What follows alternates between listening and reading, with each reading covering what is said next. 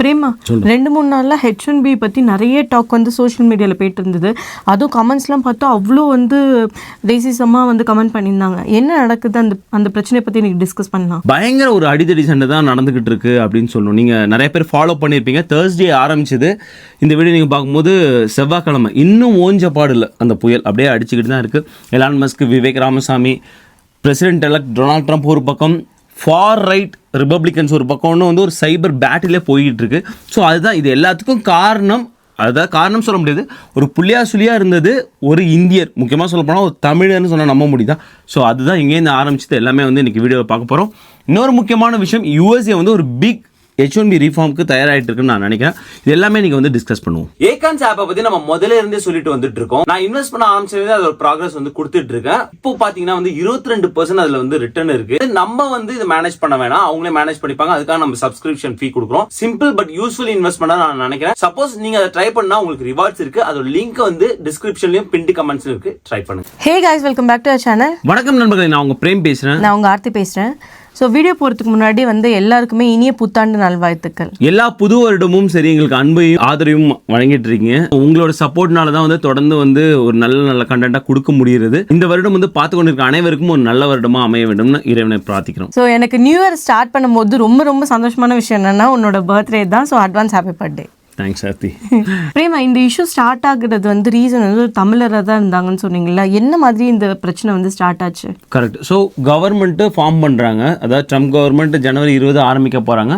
அதுக்கு முன்பே வந்து அந்தந்த டிபார்ட்மெண்ட்டுக்கான மிக முக்கிய பொறுப்புகளை ஆள்களை வந்து போட்டுட்ருக்காங்க. நமக்கு எல்லாருக்குமே தெரியும், டாஜ் டிபார்ட்மெண்ட் ஆஃப் கவர்மெண்ட் எஃபிஷியன்சியில் வந்து விவேக் ராமசாமி அவர்களும் எலான் மஸ்க் அவர்களும் லீட் பண்ணுறாங்க. அது ரொம்ப முக்கியமான ஒரு டிபார்ட்மெண்ட் இப்போ வந்து ட்ரம்ப் கவர்மெண்ட் உருவாக்கியிருக்காங்க.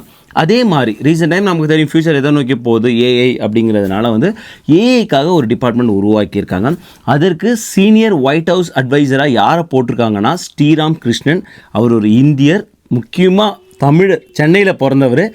அவரை அந்த ரோலுக்கு போடும்போது தான் பிரச்சனை ஆரம்பிக்குது. அவங்க பிறந்ததே வந்து தமிழ்நாட்டில் தானா? ஆமாம், பிறந்தது மட்டும் இல்லை, அவங்க பிஇ முடிச்சதும் தமிழ்நாடு தான். SRM யூனிவர்சிட்டியில் வந்து முடிச்சிருக்காரு. ஸோ பயங்கரமான ஒரு டேலண்ட் பர்சன். ஏன்னா வந்து அவங்க எங்கெங்கெல்லாம் ஒர்க் பண்ணியிருக்காங்கன்னா அதுக்கப்புறம் வந்து மைக்ரோசாஃப்ட்டில் ஒர்க் பண்ணியிருக்காங்க. ஃபேஸ்புக்கில் ஸ்ரீராம் கிருஷ்ணன் வந்து ஃபேஸ்புக்கில் ஒர்க் பண்ணியிருக்காங்க. ஃபேஸ்புக்கோட மிக முக்கியமான ஒரு ப்ராஜெக்ட் ஃபேஸ்புக்கோட ஆட். ஸோ கூகுள் ஆடுக்கு வந்து போட்டியாக அவங்க பண்ணாங்க இல்லையா? ஸோ அந்த ப்ராஜெக்டை வந்து அவங்க லீட் பண்ணியிருக்காங்க. எல்லாருக்குமே தெரியும் ட்விட்டர் வந்து எக்ஸா மாறினது, எலான் மஸ்க் வந்து அதை கைப்பற்றி அந்த நடந்த விஷயங்கள் எல்லாருக்குமே தெரியும். ஸோ அந்த ஒரு ரீஃபார்மில் மிக முக்கியமான ஒரு ஆளாக இருந்தது வந்து ஸ்ரீராம் கிருஷ்ணன். ஸோ இப்போ தெரிஞ்சுக்கும் எலான் மஸ்க்கும் ஸ்ரீராம் கிருஷ்ணனும் எவ்வளோ வந்து க்ளோஸ் அப்படிங்கிறது. அதே போல் வந்து ஸ்ரீராம் கிருஷ்ணனும் அவங்க ஒய்ஃப் ஆர்த்தியும் வந்து பாட்காஸ்ட் பண்ணிட்டு இருக்காங்க. யூடியூப் சேனல் அது ரொம்ப ஃபேமஸான பாட்காஸ்ட் பண்ணிட்டு இருப்பாங்க. எலான் மஸ்க் அதில் கலந்துருக்காங்க, AR ரஹ்மான் கலந்துருக்காங்க. ஸோ ஏன் சொல்கிறேன்னா எவ்வளோ பெரிய ஆளுமை அவர் அப்படின்னு சொல்கிறது. அவர் வந்து வெஞ்சர் கேபிட்டலிஸ்ட்டாகவும் இருந்துட்டு இருக்காரு. ஸோ இந்த மாதிரி பன்முகம் தன்மை கொண்ட ஒரு நபர் ஸ்ரீராம் கிருஷ்ணன். ஸோ அவங்கள அந்த ரோலில் போடுறது வந்து பார்க்கும்போது எல்லாருக்குமே கரெக்டாக தான் இருக்கும் இல்லையா? ஸோ எங்கே பிரச்சனை வருதுன்னா, இந்த ரிப்பப்ளிகன் பார்ட்டியில் யாருமே எதிர்க்கல, மீன்ஸ் மிக முக்கியமான நபர்கள்லாம் எதிர்க்கல. ஆனால் எந்த பார்ட்டிலையாக இருந்தாலும் ஃபார் ரைட் பீப்புள் இருப்பாங்க. அவங்க வந்து பயங்கரமான சித்தாந்தங்களை ஃபாலோ பண்ணக்கூடிய விஷயங்களாக இருக்கும். ஸோ ஈவன் சொல்ல போனால் சில பேர் வந்து நிறைய கான்ட்ரோவர்சி தியரிக்குள்ளேயே வாழ்ந்துகிட்டு இருப்பாங்க. இன்னும் சில பேர்லாம் வந்து உலகம் இன்னும் தட்டத்தாம்பா அப்படின்னு அடித்து சொல்கிறவங்களாம் இருப்பாங்க. இந்த ஃபார் ரைட்டாக இருப்பாங்க ரிப்பப்ளிகன் பார்ட்டில். ஸோ அந்த மாதிரியான ஒரு பெண் தான் வந்து லாரா ரூமர். டொனால்ட் ட்ரம்ப் அவர்களோட கேம்பெயின்லாம் கலந்துருக்காங்க. டொனால்ட் ட்ரம்போட மிகப்பெரிய வந்து சப்போர்ட்டர். இவங்க எந்த அளவுக்கு ஒரு ரேசிசம் இவங்க உடம்புக்குள்ளே இருக்குன்னா, அமெரிக்கா வந்து உருவானது வந்து ஒரு, அவங்க போட்டிருக்கதை வந்து நீங்கள் ஸ்க்ரீன்லேயும் பார்க்க முடியும், வெள்ளை நிறத்தை சேர்ந்த ஐரோப்பியர்களை தான் உருவாக்குனது. இப்போ வந்து தேர்ட் வேர்ல்ட் கண்ட்ரி இந்தியாவிலையும் வந்து அதை ஆக்கிரமிப்பு பண்ணுறாங்க. இந்த மாதிரி வந்து அவங்க போட்டு அவங்க வந்து ஸ்ரீராம் கிருஷ்ணன், நான் முன்னாடி சொன்னேன் இல்லையா, அவங்கள பற்றி சொல்லும் போது என்ன சொல்கிறாங்கன்னா வந்து, ஸோ இவரை வந்து அப்பாயின்மெண்ட் பண்ண சரியில்லை. ஏன்னா வந்து அவர் இங்கே வந்து பிறக்கல, அவர் இந்தியாவில் தான் பிறக்கல. அது ஒரு விஷயம். ப்ளஸ் வந்து சில மாதங்களுக்கு முன்பாக வந்து, அதாவது தேர்தலுக்கு முன்பாக இவர் வந்து கமலா அவர்களோட கேம்பெயினுக்கு வந்து ஃபண்ட் கொடுத்துருக்காரு. ஸோ இவர் ட்ரம்ப் சப்போர்ட்டராகவே தெரியல, ட்ரம்ப்புக்கு ஓட்டு போட்டுருப்பாருன்னு தெரியல. ஸோ இவங்களை எப்படி இது பண்ணுறீங்க, இந்த மாதிரி நிறைய விஷயங்கள். ப்ளஸ் அவரோட சில பர்சனல் இன்ஃபோலாம் வந்து அவங்க இதில் போடுறாங்க, சோஷியல் மீடியாவில் போடுறாங்க. ஸோ இதை பார்த்தோன்னா எதிர்மறை விமர்சனம் கிளம்புது. யார்கிட்ட இருந்து பிரேமா? Elon Musk. நான் முன்னாடி சொன்ன மாதிரி ஸ்ரீராம் கிருஷ்ணன் அவர்கள் எலான் மஸ்க் அவர்களும் ஃப்ரெண்ட்ஸ் இல்லையா? ஸோ எலான் மஸ்க் வந்து ஸோ என்ன சொல்கிறாங்கன்னா வந்து இதெல்லாம் சரியில்லை அப்படிங்கிற மாதிரி ஆரம்பிக்கிறாங்க. இடம் வந்து ஸ்டீவ் பேனன் ஒருத்தவர், அவரும் வந்து ஃபார் ரைட். அவர் வந்து என்ன சொல்கிறாருன்னா வந்து H1B ப்ரோக்ராமே ஒரு ஸ்கேம். அதை ஒழிக்கணும். ஸோ இதை பார்த்த உடனே இன்னும் எலான் மஸ்க் வந்து ட்ரிகர் ஆகிறாரு. அவர் சொல்கிறாரு, நானே எலான் மஸ்க் வந்து H1Bல தான் வந்தார் இல்லையா, நானே ஒரு H1B தான். ஸோ நான் இங்கே வந்து அமெரிக்காவை பில்ட் பண்ணுறேன். டெஸ்லா, ஸ்பேஸ் எக்ஸ் இந்த மாதிரி நிறைய விஷயங்கள் நான் பண்ணுறேன். ஸோ என்னோட நிறைய பேர் H1B ஒர்க்கர்ஸ் இருக்காங்க. நாங்கள் பில்ட் பண்ணுறோம் அமெரிக்காவை. இது நல்ல ப்ரோக்ராம் தான். இதுக்கு நான் வந்து தயாரங்கமாக பயங்கரமான காட்டமான பதில். ஸோ இப்படி போய்கிட்டே இருக்குது. இது வந்து நின்ன பாடல அப்படியே போயிட்டு இருக்கு. விவேக் ராமசாமி உள்ள வராரு, எலான் மஸ்க் வந்து சப்போர்ட் பண்ணுறாரு. ஆனால் விவேக் ராமசாமி ஒரு முக்கியமான ஒரு விஷயத்தை பற்றி சொல்லியிருந்தார். அது என்ன விஷயம்னா, நான் இன்னொன்று விஷயம் சொன்னேன். ஸ்ரீராம் கிருஷ்ணன் பற்றி சொன்னேன் இல்லையா, அவர் ஒரு முக்கியமான ஒரு விஷயத்த சொல்ல மாட்டேன். எப்படி வந்து அவ்வளோ டேலண்டாக அவர் இருந்தார்னா, அவரோட சிறு வயதிலே அவங்க அப்பா அவர் கையில் வந்து கம்ப்யூட்டர் கொடுக்குறாரு. அந்த நேரத்தில் இன்டர்நெட்லாம் ரொம்ப ஃபேமஸ்லாம் இல்லை. ஸோ அப்படி இருக்கும்போது அவர் இன்டர்நெட்டில் இப்போ நம்ம எந்த கோடிங் வேணால் படிக்கலாம் இல்லையா. ஸோ அவர் என்ன பண்ணனா, லைப்ரரிலாம் போய் கோடிங் சம்பந்தமான புக்குகளை தேடி தேடி படித்து அந்த வயதிலே வந்து அவர் கோடிங் கற்றுக்கிறார். ஏன் நான் இதை சொல்கிறேன்னா, இங்கே வரும் விவேக் ராமசாமி அவர்கள் என்ன சொல்கிறாருன்னா, நீங்கள் இவ்வளோ பிரச்சனை சொல்கிறீங்க, இந்த பிரச்சனைக்கெல்லாம் எங்கே ஒரு ஆரம்ப புள்ளின்னு பார்க்கணும். இந்த பாயிண்ட் நான் கண்டிப்பாக ஒத்துப்பேன். ஏன்னா அமெரிக்கன் கல்ச்சரே ஒரு பிரச்சனை இருக்குது. நீங்கள் இங்கே எதை கொண்டாடுறீங்கன்னு பார்க்கணும். ரைட், நீங்கள் வந்து இங்கே ஒரு வெற்றி பெற்றவர், ஒரு துறையில் வெற்றி பெற்றவர்களை ஒரு சாம்பியனை கொண்டாடுறது இல்லை அப்படிங்கிற மாதிரி நிறைய அவரோட பாயிண்ட்ஸ், ரொம்ப நல்ல பாயிண்ட்ஸ் தான் இருந்தது. ஆனால் எகெயின் வந்து நான் சொன்ன ஃபார் ரைட் பீப்புளாம் ட்ரிகர் ஆகிறாங்க. நீங்கள் வந்து கல்ச்சரை பற்றி பேசுகிறீங்க, இங்கே எதுவுமே சரியில்லைன்னு பற்றி பேசுகிறீங்க. அது ஒரு உண்மையான விஷயமும் நான் நினைக்கிறேன். நீ வந்து 1990s நிறைய குழந்தைங்க 90s கிட்ஸே எடுத்துப்போமே, இப்போ வந்து அவங்க எதை நோக்கி போயிருக்காங்கன்னு ஒரு கண்டிப்பாக வந்து சுய பரிசோதனை பண்ணிக்கணும் அமெரிக்கா இல்லையா. ஏன்னா ஏன் இங்கே வந்து லேபர் ஷார்ட்டேஜ் நடக்குது, இவ்வளோ பேர் இருக்காங்க, ஏன் ஹை ஸ்கில் லேபர் ஷார்ட்டேஜ் நடக்குது, ஏன் வந்து வெளியிலேருந்து ஆட்கள் எடுக்க வேண்டிய நிர்பந்தம் இருக்குது, ஏன் வந்து நிறைய பேர் வந்து இந்த வேலையெல்லாம் ரொம்ப ஸ்ட்ரெஸ்ஃபுல் வேலைன்னு ஒதுக்கிட்டு ஸ்டெம் ஸ்டடீஸ்க்குள்ளே போக மாட்டாங்க. இந்த மாதிரி நிறைய ஸ்டடீஸ் வேணும், இது நிறைய பேர் சொல்லியிருக்காங்க, அதெல்லாம் வந்து பண்ணணும். ரைட், நம்ம அதுக்குள்ளே போனால் திரும்ப இந்த பிரச்சனைக்கு வரும். ஸோ இந்த மாதிரி இருமுகமாக நிற்கிறாங்க. அதாவது வந்து H1Bக்கு சப்போர்ட் பண்ணுற பிளேஸில் வந்து எலான் மஸ்க், விவேக் ராமசாமி, இன்னும் நிறைய டேவிட், இந்த மாதிரி நிறைய மக்கள் நிற்கிறாங்க. ஆப்போசிட்டில் யார் நிற்கிறாங்கன்னா, லாரா ரூமர், ஸ்டீவ் பேனர், இந்த மாதிரி நிறைய பேர் ஃபார் ரைட் பீப்புள் நிறைய பேர் வந்து H1B இருக்கக்கூடாதுங்கிற அளவுக்கு வாதம் பண்ணிட்டு இருக்காங்க. ஆனால் ட்ரம்ப் ஏதோ சொல்லியிருந்தாங்கன்னு சொன்னீங்கல்ல. கரெக்ட். ஸோ இந்த மாதிரி ரொம்ப இதாக ஹாட்டாக போயிட்டு இருந்தது. ட்ரம்ப் அவர்கள் என்ன சொன்னாங்கன்னா, இதுக்கு ஒரு முற்றுப்புள்ளி வைக்கணும் இல்லையா. ஸோ பிரசிடென்ட் ட்ரம்ப் அவர்கள் என்ன சொன்னாங்கன்னா வந்து, H1B program is great program, உங்கள் ஸ்க்ரீன்லையும் பார்க்க முடியும். ஈவன் வந்து என்னோட பிஸ்னஸ்க்கு நான் நிறைய H1B பீப்புள் யூஸ் பண்ணியிருக்கேன். ஸோ இது ஒரு நல்ல ப்ரோக்ராம் தான் அப்படின்னு வந்து ஒரு முற்றுப்புள்ளி வச்சுட்டாங்க. இந்த பிரச்சனை முடிஞ்சிச்சா இதோட? இல்லை, ஸோ அது முற்றுப்புள்ளி இல்லை, அது ஒரு அரை புள்ளிங்கிற மாதிரி தான் எடுத்துக்கணும். ஏன்னா அந்த போய்கிட்டே இருக்குது அந்த பிரச்சனை. ஸோ இந்த பக்கம் உள்ள ஃபார் ரைட் பீப்புள் என்ன சொல்கிறாங்கன்னா, H1Bயோட மெயின் பிரச்சனை என்ன இருக்குன்னா வந்து, லோ ஸ்கில்டு லேபர் எடுக்கிறீங்க, ஹை ஸ்கில்டு லேபர்னு சொல்லிட்டு லோ ஸ்கில்டு லேபர் எடுக்கிறீங்க. அந்த வேலையை இங்கே உள்ளவங்களே பார்க்க முடியும். ஸோ நீங்கள் ஏன் அங்கேருந்து எடுக்கிறீங்கன்னா, அதுக்கு மிக முக்கியமான ஒரு காரணம் என்னென்னா காஸ்ட். நீங்கள் அவங்களுக்கு கொடுக்கக்கூடிய சம்பளம் மிக குறைவு. நீங்கள் இங்கே எடுத்தீங்கன்னா ஊதியம் அதிகம் கொடுக்கணுங்கிறதுனால இங்கே வெளிநாட்டிலேருந்து மக்களை இந்த மாதிரி H1B வீசா வச்சு யூஸ் பண்ணி எடுக்கிறீங்க. ஸோ இது ஒரு ஸ்கேம் அப்படின்னு சொல்கிறாங்க. பிரேமா, இது போன வாட்டியே வந்து H1Bயோட சேலரி வந்து இன்க்ரீஸ் பண்ணணும்னு சொல்லியிருந்தாங்கல்ல. கரெக்ட். ஸோ இதுதான் நான் சொல்கிறேன், ஒரு ரீஃபார்முக்காக USA காத்துக்கிட்டு இருக்குன்னு. ஏன்னா இது சொல்லும் போது எலான் மஸ்க் வந்து இவ்வளோ நேரம் வந்து H1Bக்கு சப்போர்ட் பண்ணாலும் இந்த பாயிண்ட் எடுக்கும்போது எலான் மஸ்க் வந்து ஸ்ட்ராங்காக சொல்கிறாரு, எஸ் நீங்கள் வந்து சேலரி இது கரெக்டான பாயிண்ட். ஹை ஸ்கில்டு லேபருக்கு இங்கே சரியான குறைந்தபட்ச ஊதியம் வந்து நிர்ணயிக்கப்படல, அவங்களுக்கு ரொம்ப கம்மியான சேலரி கொடுத்துட்ருக்காங்க, அந்த சேலரியை இன்க்ரீஸ் பண்ணணும். ஸோ ஒரு பிஸ்னஸ் H1Bயை இங்கே நீங்கள் வந்து ஒர்க் பண்ணுறதுக்காக நீங்கள் ஹையர் பண்ணுறீங்கன்னா அவங்களுக்காக நீங்கள் கொடுக்கக்கூடிய சேலரியிலேருந்து அதுக்கான பண்ணக்கூடிய செலவு அதிகமாக இருக்கணும். ஸோ அப்போ தான் அந்த டேலண்ட்டுக்கு வேல்யூவாக இருக்க முடியும்னு ஆமோதிக்கிறாங்க. நீ சொன்ன மாதிரி 2020 ட்ரம்ப் கவர்மெண்ட் முடியும் போது இதை கொண்டு வந்தாங்க. அதன் பிறகு கோர்ட் வந்து ரிஜெக்ட் பண்ணுறாங்க. மாட்டானி வீடியோவில் சொல்லியிருந்தாங்க இல்லையா, இதை வந்து கோர்ட் வந்து செய்யக்கூடாதுன்னு சொல்லலை, நீங்கள் செஞ்ச நடைமுறை சரியில்லைன்னு சொல்கிறாங்க. ஸோ திரும்ப வருவாங்க, ஸ்ட்ராங்காக வருவாங்க, ப்ரொசீஜரலாக வருவாங்கன்னு சொல்லியிருக்காங்க. ஸோ இந்த ஒரு ரீஃபார்ம் கண்டிப்பாக நடக்க போகுது.